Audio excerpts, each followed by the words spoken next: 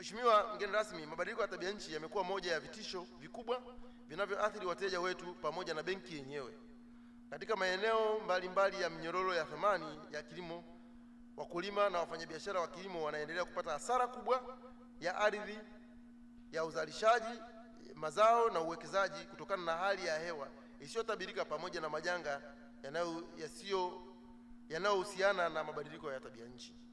Kwa upande wa TADB, kuongezeka kwa athari za kifedha zinazotokana na mabadiliko ya tabia nchi kunaweza kuhatarisha uimara wa taasisi na udhibiti wake wa kifedha kwa muda mrefu. Kukabiliana na changamoto hizi, huku tukiendelea kuwahudumia wakulima na wafanyabiashara katika sekta ya kilimo waliopo katika mazingira ambayo ni hatarishi ya mabadiliko ya tabia nchi, si jambo rahisi, Mheshimiwa mgeni rasmi.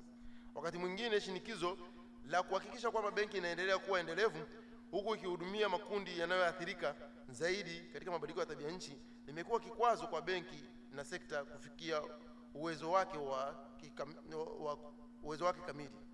Wakati fulani nilitembea mteja mmoja kule Songea, kijiji kimoja ambapo alikuwa amelima mahindi, shamba kubwa sana, limekwisha toa kabisa mahindi, sasa imebakia kuvuna. Mafuriko makubwa yakaja yakagarikisha shamba zima. Wakati mimi nakwenda ilikuwa ni kama wiki mbili baada ya mafuriko kutokea. Kwa hiyo sasa yale maji ndiyo yanaseto, unaona tu tope limefunika mahindi. Angalia sasa, kama huyo mteja kama huyo amekopa, ina maana kwamba hata ataathirika kurejesha, lakini sio tu yeye akiathirika kurejesha, bali kwamba na benki pia itakuwa imeathirika.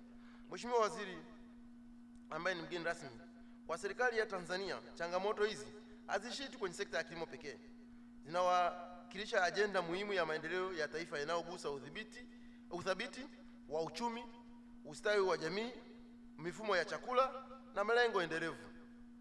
Hivyo basi, ni muhimu kwa Tanzania kuchukua hatua za haraka za kuimarisha uwezo wa sekta ya kilimo kuhimili athari za mabadiliko ya tabia nchi na kuongeza mchango wake katika kukuza uchumi jumuishi na usalama wa chakula pamoja na maendeleo endelevu. Tunapongeza sana ofisi yako Mheshimiwa Waziri kwa kuendelea kuongoza utekelezaji wa majukumu ya Tanzania chini ya mikataba ya kimataifa ya mazingira na mfumo wa kimataifa wa mabadiliko ya tabia nchi, ikiwemo mkataba wa Umoja wa Mataifa wa mabadiliko ya tabia nchi, yani United Nations Framework Convention on Climate Change wa mwaka 1992, lakini pia itifaki ya Kyoto, yani Kyoto Protocol ya mwaka 1997, pamoja na mkataba wa Paris, Mheshimiwa Waziri, yani Paris Agreement ya mwaka 2015. Kupitia mfumo huo, hatua ya kukabiliana na athari za mabadiliko ya tabia nchi na kupunguza madhara yake katika sekta ya kilimo zimetambuliwa kuwa nguzo muhimu katika kujenga maendeleo endelevu ya kijamii na kiuchumi hapa nchini.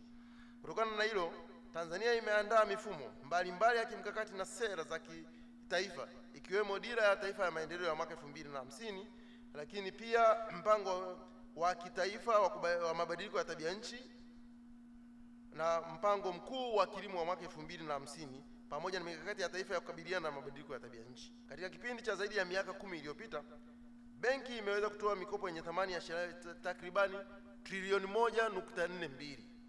Ndugu mgeni rasmi, niseme tena pia kwamba katika hii trilioni 1.42, asilimia takribani 84 ya fedha hizi zimetolewa katika kipindi cha awamu ya 6. Maana yake ni kwamba trilioni 1.2 zimetolewa katika kipindi cha awamu ya 6. Kwa hiyo unaona ni jinsi gani ambavyo kumekuwepo na wanasema political will ambayo Mheshimiwa Rais amekuwa nayo katika kusaidia sekta ya kilimo, na hivyo kuhakikisha kwamba iwe ni wizara za kisekta kama vile wizara za kilimo zimeongezewa mtaji, lakini na sisi benki tukaongezewa mtaji. Kwa hiyo kuwepo na msukumo mkubwa sana katika kutoa mitaji katika sekta hii ya kilimo. Wenzetu wa BOT alipoingia madarakani akawapatia kitu kinachoitwa stimulus package trilioni 1 ili ziende kuhakikisha kwamba zinatoa mikopo kwenye sekta ya kilimo kwa takriban riba ya takriban chini ya 10%, yani single digit. Kwa hiyo hii imesababisha sehemu kubwa sana, ukiangalia hata ukuaji mikopo iliyowekwa katika sekta ya kilimo. Mheshimiwa mgeni rasmi, wakati Mheshimiwa Rais anaingia madarakani ilikuwa ni takriban 7.7% ya mikopo yote ndio ilikuwa inaenda kwenye sekta ya kilimo. Mwaka jana kwa takwimu za mwaka jana 2025 zilizokaguliwa, mikopo iliyoko katika sekta ya kilimo ni takriban 13.2%. Kwa hiyo unaona kumekuwepo kwa kipindi kifupi ukuaji mkubwa sana, kwa sababu kumekuwepo na utashi wa kisiasa wa kiongozi wetu ambaye anahitaji kusukuma sekta ya kilimo iweze kwenda juu. Na Mheshimiwa mgeni rasmi, hii shilingi trilioni 1.42 ambayo Benki ya Maendeleo ya Kilimo imeitoa, kati ya hizo shilingi bilioni 67 zimesaidia shughuli zinazohusiana na kuathirika kwa mabadiliko ya tabia nchi, na pia zimegusa jumla ya watu milioni 2.6, na ambayo imegusa miradi zaidi ya 812 hapa nchini.